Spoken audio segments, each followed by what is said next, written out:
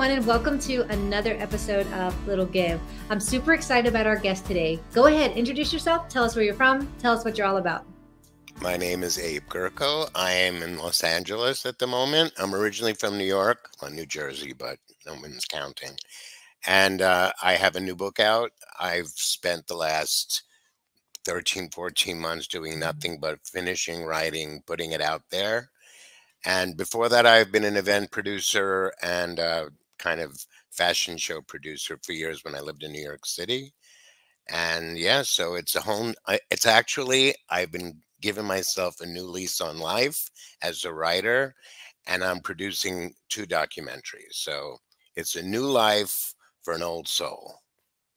So you're really bored and you have nothing to do is what I'm hearing. I mean, there's plenty of hours in the day that I am always looking for. I mean, I wish I was busier, to be honest. But I don't know if have you written a book? Ever? I have 4 international best-selling books and I have another one coming out I'm in coming November. over to your house. It's fun. It's a wonderful journey. So tell us, have you Yes. always wanted to write a book, or is this something that's come up new for you recently? No. This is actually, I found one of my initial entries into when there was computers weren't even a thing. It was still in the word processor era. And in 1989, I found an entry that said, "Do you think I'll ever live a life worth living enough to write about that people would actually want to read?" So it has taken me however many years that is till now to kind of really believe that what I have to tell is a story that's valuable, that the reviews and the people responding to the book are moved and they just thank me for writing it. It's just this journey. I never expected this kind of result. So I'm so grateful for that part of it. Did you find writing kind of therapeutical to where you kind of felt yourself healing from the inside out as you're writing this book? It was, I've been in a couple of different phases in my life through therapy where I actually felt like the therapy worked that I always went into therapy with like a timeline. I didn't want to just be in therapy forever. I knew what the issue was. I wanted to deal with it and then finish so that it was like a beginning, middle, and an end to why I was there. And I can't compare the level of appreciation. I look at it as like, when I handed in the manuscript, when I knew I was actually handing it, I felt if everybody could feel like this, there would be no wars, because it's such a level of self-respect and self-love to do that, that if everyone had that level, there would be no, I just kind of feel like there's nothing like giving yourself the gift of loving yourself, which is what happens in my experience by writing. I mean, as a memoir, for sure, that was that for me. Beautiful. Thank you for sharing that with us. So I'm sure that in your life, there were times when you had self-doubt and you had, the limiting beliefs and all of the things. I know we talk about peeling back the layers on this show. Can you talk to the audience a little bit about that? You're talking about healing and how healing that was for you and how, when you handed that over, you really felt so much pride in yourself. I know a lot of people are seeking that deep-seated feeling of fulfillment and love and pride and self-respect and all the things. Can you tell us a bit about your journey with that and give the audience some examples of ways they can maybe try to get to that level? I think everyone believes in their heart that their life their story matters. It's just that not everyone has the ability and the discipline to write it and stay with it and go back, because writing is rewriting. So that's where it really becomes a challenge, because you really think you might have gotten your thoughts out on paper, but then when you read it back, it sounds like jumbled. So so the pain of writing is rewriting. Um, I've had a really hard life, and it was hard. A lot of it self-inflicted, but I just kind of feel like I started out you see, I'm from a very small minority, which is my parents survived the Holocaust. My mom survived Dachau, and my dad was sent to a Siberian gulag and managed to survive that. So I came into this world as other.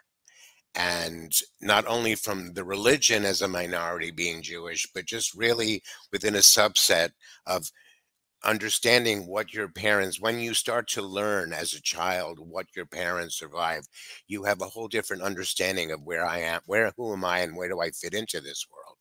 And for me, I couldn't find out where I fit in, because that's like a mountain to climb, and here I was just like a suburban kid with no challenges to, and to kind of face up to, which is what they had.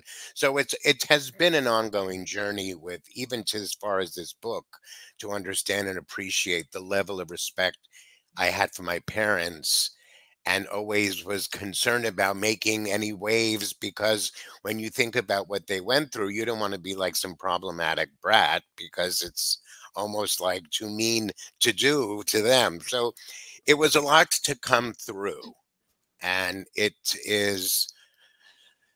something that, it kind of, who are you going to be when, as you go through life, what are you going to become? And I couldn't figure out what I could be, because I had that kind of thing hanging over my shoulder, which also brought in a lot of, not to scare everyone, but nightmares, childhood nightmares. So that was the kind of stuff I needed to get through over the years. Outside of that, I was fat and short and from New Jersey. And that is like, that is not that's a recipe for disaster right there, especially because, and here's the thing about New Jersey, Woody Allen in the 70s started using the references to New Jersey as a derogatory slam. And that is actually stuck in the vernacular in our culture, in our pop culture. So when that was happening, I was coming of age teenager to be like, oh man, I'm never going to amount to anything. But I decided to take matters into my life, lose weight, go out and kind of not be what I had kind of feared I would end up being, But it's been a journey, and I believe that we all have an obligation. Listen, every book is ultimately, what makes a good book is when you bear it down to the hero's journey, right? That's like the format you have to follow. And we all have to kind of try to be our own hero. Like, I wish we could all do that, because when you look at the world at large right now, I don't think there's a lot of heroes out there. But that's why we search for like Marvel and all these kind of, DC, because the average person needs to find something to believe in. And the secret is you can believe in yourself, and it's just a matter of how do you get on that journey? So it's a journey within as opposed to looking without. Hi, my name is Justin Clark, and I'm the president of the board of directors for Driving Single Parents, a 501c3 nonprofit serving the citizens of San Antonio and Bexar County, Texas. I'm here today to tell you a little bit about the great work that our organization is doing for the citizens of San Antonio. What you're about to see is just a few photos and videos of the way that we're changing lives for single parents in and around San Antonio, Texas. Our first giveaway took place in April of 2017, just one short month after the formation of our organization. John, a Bexar County resident, was the victim of a horrible drunk driver incident. He and his daughter survived the crash, and we were so proud to give our first car to this deserving family. Fast forward to 2020, a very difficult year for nonprofits. We were able to secure 4 vehicles for single parents in need. Our organization, including our board of directors, list of partners, and portfolio of people we've been able to help in San Antonio, continues to grow, and it's all thanks to donors and local community organizations that have helped us along the way. This giveaway took place in 2021 and shows that we continue to help single parents even after the struggles brought about by COVID-19. Because of limited funds and the overwhelming need, we at Driving Single Parents are incredibly selective with the people we help. Some are victims of domestic violence. Others had a spouse pass away tragically, or otherwise fell on hard times. These single parents show adversity in the face of challenge and aren't looking for a handout. We offer a hand up and help get them back in the driver's seat. Many of the single parents we help go on to graduate college, get promotions, get married, mentor others, and some have even been so touched by the gift we gave them that they have decided to join our board of directors to pay it forward and ensure the continued growth of our organization. If you would like to help our organization continue to grow and continue to help single parents in need in San Antonio, Texas, and Bexar County, Texas, we would really appreciate your support. Please visit us online at www.drivingsingleparents.org. Thank you. Yeah, like you are the leader you are seeking. 100%. And when you get there, it's magic.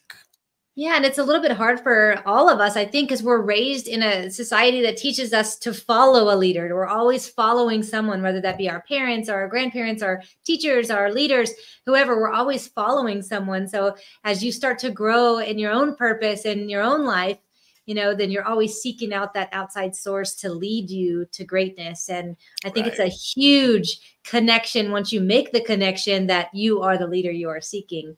And you can lead yourself to the greatness that you seek. Right.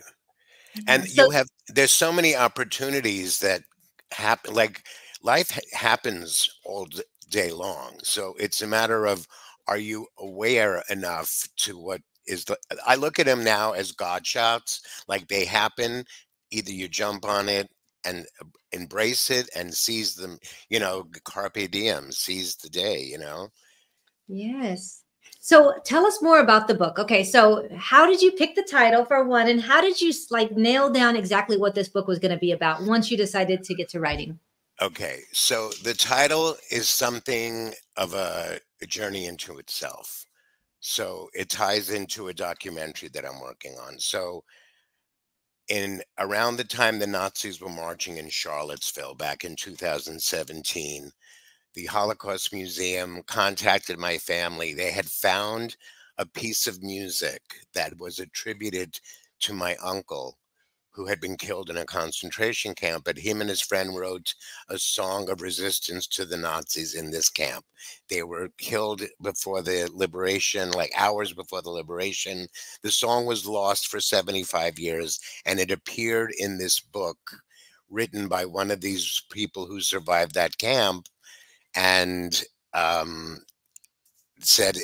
attributed to my uncle. So that was like such a wake-up call, because the Nazis in Charlottesville, my parents already had passed away, and I had not thought about my uncle for like 30 years, and all of a sudden I was confronted with this moment of like, this is like as a message from the ashes of the Holocaust, right?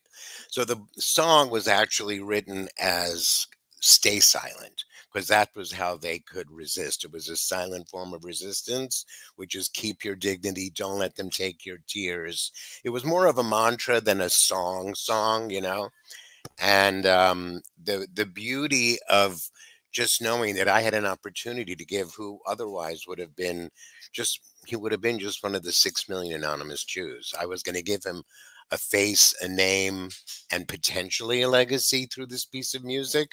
So I had a friend of mine who was a songwriter, Cara Diaguardi, who is an award-winning songwriter, retake those lyrics and make it into a moment where it kind of would work as a call for action, because the world was at a point where we all need to speak out, and it was happening in real time. There's Cara. So the song became "Won't Be Silent." And I set out on this journey to take this piece of music and take this song and have it reinterpreted by all different genres and different artists. And it was this beautiful, it felt like such purpose for me.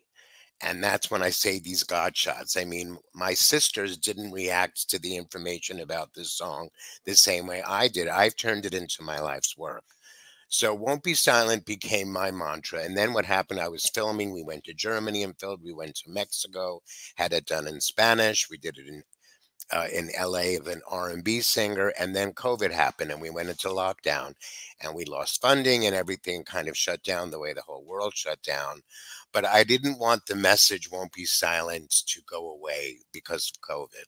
And we were entering the 2020 elections. So what better way to say I won't be silent than by voting? And I just worked with different voting rights organizations, and it was an opportunity to keep the message alive.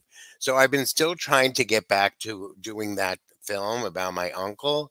But in the interim, I found my social media platform. I decided to use Won't Be Silent. And then when I wrote the book, I was talking to a friend of mine and they were coming up with all these different titles. And I'm like, hello, I have the trademark, whatever. So it wasn't hard to make that decision, but I am very outspoken and I am very, proactive. And I am very much about, and have always been an activist when it came to women's rights and gay rights and the war in Vietnam. Even I was in grade school and we were like marching and, joining the college students when they were at the moratorium to end the war in Vietnam. I stopped my grade school from going out and, just because we were losing so many Americans. It was a terrible war, and yeah. So it's my mission on earth. And I love it that it's when you read the book, you'll see that throughout the different moments in my life. The thing about this book is that because Alzheimer's runs in my family, I was afraid I'd forget everything. So I just wanted to, at least for this book, get the turning points of my life. Each chapter is either a teaching moment or something that was very like mind opening or very upsetting or very heartbreaking, that it's the pivoting points of my life. My next book's going to be filling in the cracks between those other stories that I wanted, because now that I realize I do have a brain still, that's working. I can work on next book, whatever. But yeah, so it's been that kind of process to just be inspired to other people. I have gotten emails and people sending me like video messages that are nothing like me. This like 19-year-old kid that in Austria read the book, somehow got the book through Book Talk, and said, even though I don't have anything in common with you, I have learned so many valuable lessons from your book, and that's unexpected gift to the world. Yeah, what a major impact. That's incredible.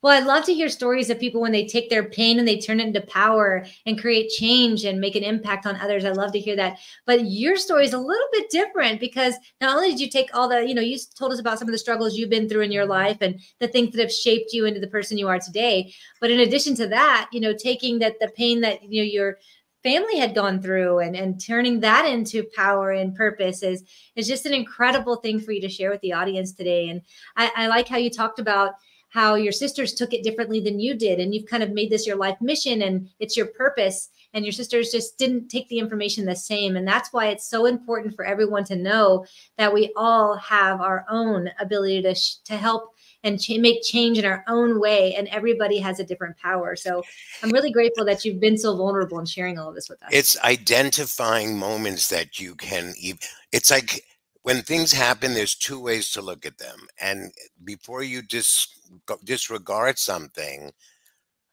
just see if there's a way that you can, be engaged with it. I think that's where you find the journey. That's how you stay on the journey. Because we can all go off the journey, but then it's almost like you lose time from the journey. You know what I mean? And once you're on it, you want to stay on it, I feel. Absolutely. So right now you're in the throes of promoting the book. Tell us more about when it came out. It's out already. So tell us a little bit more about how that all went down. Well, it's one of those, it's self-publishing. So it's a journey to really go, like I always say, I feel like I'm one of the slaves in Egypt pushing those big boulders up the pyramid. You know what I mean?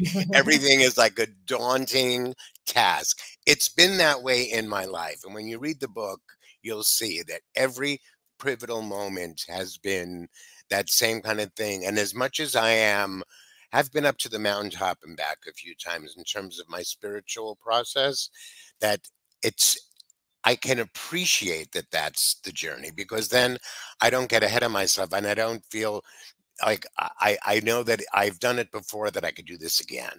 But it's been great. I've been on the top 10 audiobooks for gay and lesbian biographies for the past like 5 weeks, which is unheard of. And I'm now just switching into, now I'm going to learn about how to get into bookstores. So that's my next step. But everything on Amazon.com has been really a breeze for, for the most part.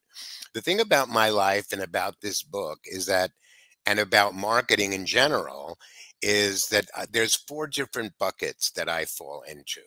So when it comes to marketing, so you have of course, second generation Holocaust, which is, transgenerational trauma, which is mental health, which is a whole bucket. You have, I was, had weight issues from childhood, which is another very kind of, if everyone doesn't get on Ozempic, whatever. But I did it like I was determined to do this, the healthy way, and I've managed to keep it off for how many 50 years, right? And then there is the gay coming out bucket, the LGBTQ bucket. And then there is I know there's another bucket in there somewhere, but when you can parse stories of your life into trying to get onto those kind of podcasts and shows, and yeah, but it's a learning curve. I'm learning a whole new business. It's not like every other business. It's very much about putting yourself not only out there to write it, to be able to talk about it. And I've spent my whole life more as a producer behind the scenes, producing things. When I was living in New York City for years, like fashion shows, I did races in Central Park, PR and activations. So I was always behind the scenes. And when I worked in Hollywood, I was working for celebrities. So again, it was not up front and personal like I am now. So this is a process for me. As good as I am one-on-one in terms of my life sitting in my living room, I know I'm a great conversationalist, but it's a challenge to kind of be doing this part of the business, and hopefully it'll succeed. I'll just take it a day at a time. That's all you can do. Yeah, well, it sounds like it is succeeding. And that's so important too, is to push yourself and start to try to do things that are a little uncomfortable, because it seems like when you get in those uncomfortable spaces, that's whenever you see the most growth. So I'm glad you're speaking out and you're here. I love the name of the title of the book, because I think that can really just mean so many things to so many people. So I think it's just a genius title as well, in addition to what it means to you. And just one other thing about that title is that while we were in lockdown also, I put together, because my uncle's song was from this unique kind of, in the abstract, a protest song. I did a deep dive into the history of protest music, and I pitched a docuseries of each episode be a different reason why people have written over the years protest music. And in 22, I was able to get a big, like, award-winning production company to sign on for trying to pitch it around town. And it is, if all goes well, it's going to air, called Won't Be Silent, on Max, HBO Max, this October. And they gave me we're doing the pilot. So if the pilot does well, we'll get other episodes. But we selected the women of protest music. So the episode is all about the women who have written during the women's rights, and that whole like all the great women songwriters and performers who've had an indelible mark on our kind of culture and our communities and freedoms, which are going backwards, but that's another story.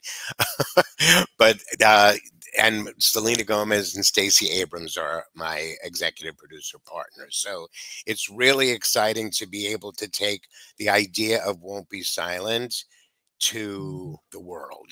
So it's through my book, it's through this documentary, it's through my platform on social media, where I just think, speak out. Again, I can't tell people who to vote for, but I can tell you that it's important that you vote, because that is what is our gift as Americans.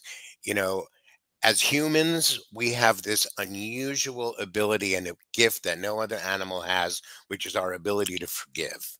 And that to me is one of the greatest things about being a human. And when you embrace the ability to forgive others and to forgive yourself, is just unparalleled. To me, that's the best part of my life, is that I've been able to do that, especially to myself, but knowing the less time I feel the resentment towards somebody that I need to kind of forgive for whatever feeling that I might have been trespassed upon, whatever.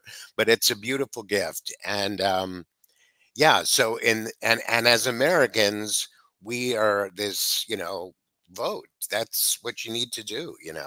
Like when you find out that 90 million people don't vote, it's like, what were you so busy doing?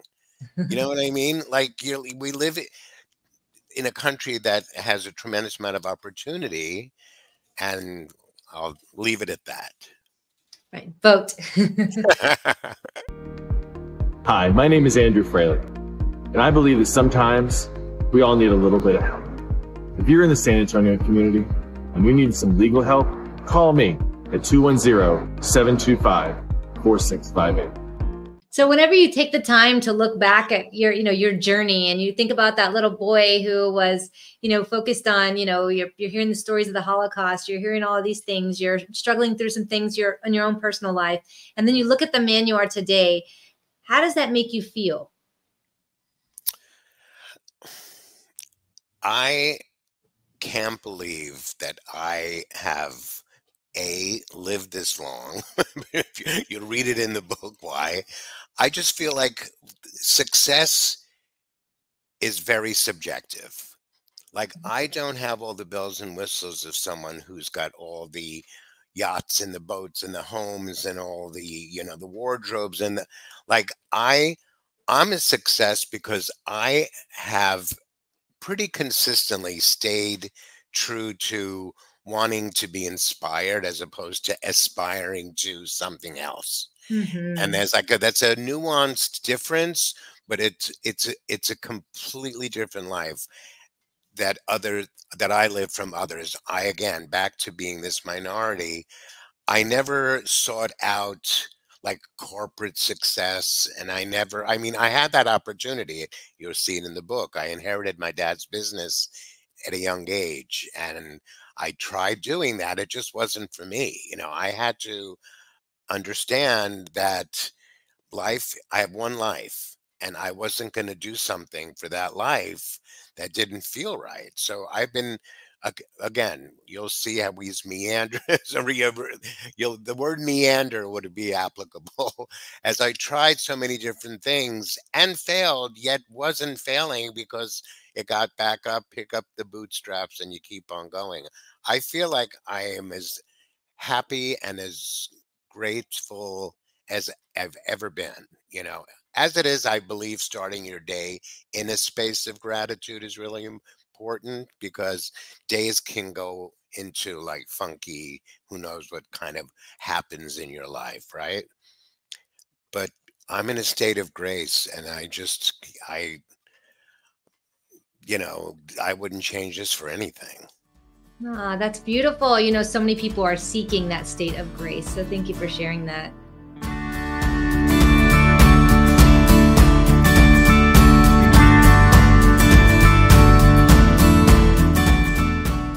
I want to switch off now to my little gift questions. So I ask every single person who comes on the show 2 questions. And the first one is, can you give the audience an example of a little thing that they can do in their community that might just be a little give on their end, but might make a big impact on the other side? Is it for one person or for a community of people? Does it matter? It doesn't matter. You get to pick. So You want to know something? My life changed last like a year and a half ago. Just one person in my neighborhood, it was an older woman in my neighborhood that she seemed very lonely, and because we both had dogs, befriended her. And it's just like, you never know who is just within your reach. That we became very friendly, and then she became part of this community of the dog people that are in our neighborhood here in Beverly Hills. And she said, like, she'd been living in this apartment on my block for like 20 years and never really spoke to anybody. And it was sort of bringing somebody back into the world. And not only that, she happened to have been a retired editor. And she's the one that got me back on my horse to finish this book. So it's like the kindest thing you can do for somebody with no intention of getting anything in return. That's those got shots, and I think just see who's in your periphery or in your neighborhood. Like, do the littlest thing for somebody. Kindnesses goes a long way. And in this case, reciprocated. Like, are you kidding? And this a side story about this. We're working every day. She lived three buildings down. We working every single day back and forth. And on one morning when I had an appointment to meet with her, there was no answer at the door. And unfortunately, she passed away, and I found her, and I was so emotional because it's a similar story that happened with my dad. So it's somebody meaningful in your life. So yeah.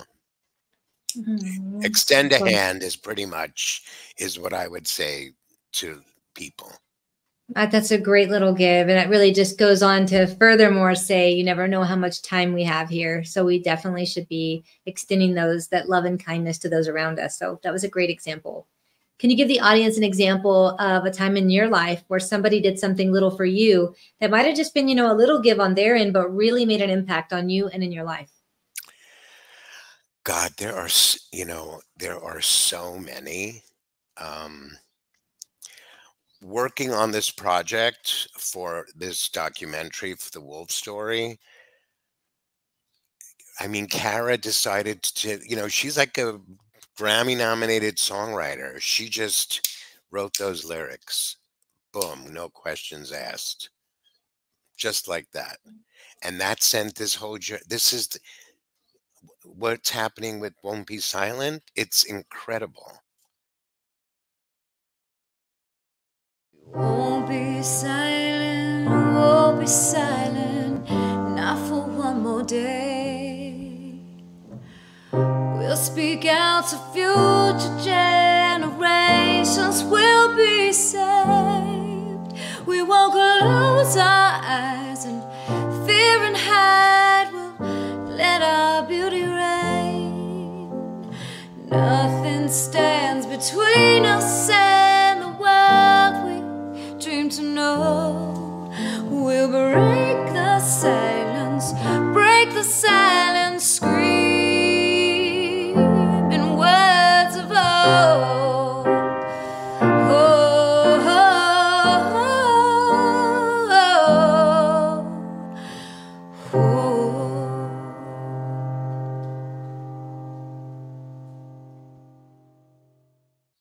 Yeah, that was for her an easy thing to do. You know what I mean? Yeah, that was incredible. But they happen all the time. And this project, when you watch the video on my website, you go to won'tbesilent.com and you click and you navigate at the top. You look at the various songs, the music that we filmed. So many people donated their services and their time and just wanted to be part of something so special, Yeah, that's beautiful. And like you said, it's not just a little gift for you, but look at the big ripple effect of kindness and love that it's spreading all over the world. So that's a beautiful example. And I have one other one that's really intense. When Estelle passed away, and it was like such you can only imagine, like Mhm. such a heightened sense of like loss and upset, and so I put out an APB through my social media channels. Like, look, if anybody is out there that wants to help me take this over the finish line, and boom. Lizzie Ciccone shows up. I never met her. I didn't know anyone. She'd been following me on social since like 2020, and said, I've been following you for years. I think you're hilarious, and I want to be. I want to see what you're writing because I'm just curious. And we worked together every single day till it was done. Oh, Just wow. her free time end. Yeah, that's an amazing example because it really just shows the power of your voice. You won't be silenced, but you put out that post. You were brave enough and strong, to take that leap of faith and put out the post to say, "Hey, is anybody willing?" And boom, look, right away, you got people showing up in your corner. So sometimes being vulnerable and asking for help can be so beneficial. Vulnerable is my is my middle name. No, Wonderful though. seriously, when you read the reviews, if you go to Amazon and look at the reviews that people's reading, it's vulnerable. I put it out there. I mean, I am nothing is hidden. That's It's brave. truth. A brutally honest Abe. You know what I mean? That's been my name like for years. So yeah. Well, we know you're all about making an impact. So, do you have any nonprofits you want to talk about today? Well, also, and it's in the book too, I worked for 5 years with this organization called God's Love We Deliver, and they were one of the first organizations in the late 80s and 90s to feed people who were homebound with AIDS. And that is something that I had a very personal connection to. And when I had moved back to New York I'd been moving back and forth to New York and LA, and it was a time that I felt very kind of, what, what's my mission? What am I doing here on earth? And somebody said, you should come and chop vegetables with me over at God's Love We Deliver. The kitchen at God's Love back in the 90s was like the place to be, not only for kind of cool people, but it was like chopping carrots for 4 hours was the most meditative, Mm. calming, nurturing environment, right? And yeah, I was really grateful to get, and ultimately I volunteered and ultimately worked there for a few years. And they've expanded their mission beyond. So it's people that are just too sick to cook and shop for themselves. So it's not just restricted to that community. They've built up, a massive distribution throughout the New York area, and they're still very vital. And for sure, every dollar counts. Ah, I love that. Thank you so much for coming on today. Why don't you tell the audience where they can seek you out, find out more about you? You're such an interesting individual. Hear more about the documentary coming out, and then also your book. Yes. So won'tbesilent.com, you can find out about just about my whole life, no, so you'll take the book is on the homepage of won'tbesilent.com, but when you get to the website, also go to the top and navigate. You can see the film. When click on film, you'll see the 3-minute sizzle reel that I put together, and then from there, yeah, so then you just click on that, then you go to the music, and the music will take you to a link of all the different performances that we've done so far to date. I have more planned, but we're still waiting to get a little more funding for that. And yeah, I mean, there's merch, but that is, yeah, whatever. It's more about just getting on board for the book. The book is part of this thing that really is being felt by generational different people, women, men, kids, and gay, straight. And it's just, I want people, if I can write a book, get your story down. At least keep a journal for yourself. At least get to know yourself better. I mean, by the time I handed in the book, I said to Liz, I said, I am so sick of myself. You know what I mean? But get to know yourself, because there's things about you that you just underestimate. in terms of goodness and kindness, and just be reminded who you are. And we've all done good things in our lives. Even Mhm. if you're in the place now where you're bad or you're addicted or you're fat or whatever you feel insecure about, there's something else that can remind you that there's hope, and there is hope for all of us. There really is. I'm hopeful that we are going to get through this most challenging time, what's happened because of the war. Because when you have parents who are Holocaust survivors and you see what's happening, so many people I know are like, it's happening again. And it's like, no, you know, be part of the change, be part of this stopping at the door from what's happened in the past. We're being called to act. And as far as I'm concerned, and it's not just me and my community, we all have to take responsibility. We're Americans first. And this country has to be a safe haven. Well, I love what you said about, well, a lot of things that you said today, but whenever you're talking about getting to know yourself, we spend so much time getting to know other people and trying to find out what other people like. And so much of that sometimes we don't just pause and just look inside of ourselves and get to know the amazing person that you either are or you're meant to be. We spend Right. so much time outside of ourselves. We really need to go inside. So I love that. And can be. Like, you have to know Yes. that you can. It's not only meant. Meant Yeah. is assuming that everyone is going to get there. But the can is kind of the innocence of, can I do this? And putting yourself out there. The other thing I want to just reiterate based on what you just said, and I know I said it before, but seek inspiration, not aspiration. Like, that Mhm. is how you're going to find your best self. How can you're looking for things that inspire you as opposed to just the external world of what's aspirational?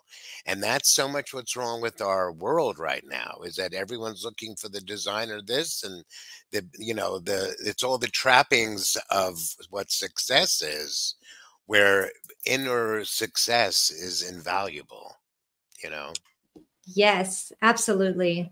Well, thank you so much for being on today. I feel like we Thank got you for so having much me. value out of this conversation. If Me anybody out there too. wants to know more about him or his book, he gave you all the details on where to find that information. Please do. And if you were excited about that nonprofit he shared, please go visit their website, learn more. If this is something you're truly passionate about, please go donate. $1 or $5 multiplied by the millions of people we have watching this episode today can really make an impact on these nonprofits.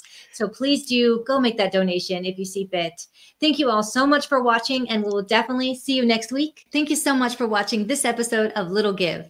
If you would like to learn more about how I highlight ordinary people doing extraordinary things to help others, or maybe you'd like to be a guest, or maybe you know a nonprofit that you would like to see featured on a future episode of Little Give, you can find all the information on our website at littlegive.com. If you'd like to get involved with our kindness clip segment, please do send in those videos. Send them via email to cindy@littlegive.com, or you can tag us on any social media under Cindy Whitteman or #LittleGive. If you'd like to know more about our podcast, you can also find us on all major streaming platforms under Little Give Podcast. Please do find our Facebook group under Little Give TV show and join it. We'd love to keep you up to date with future episodes. Thank you all so much for watching, and I can't wait to highlight the next ordinary person doing extraordinary things to help others. See you next time.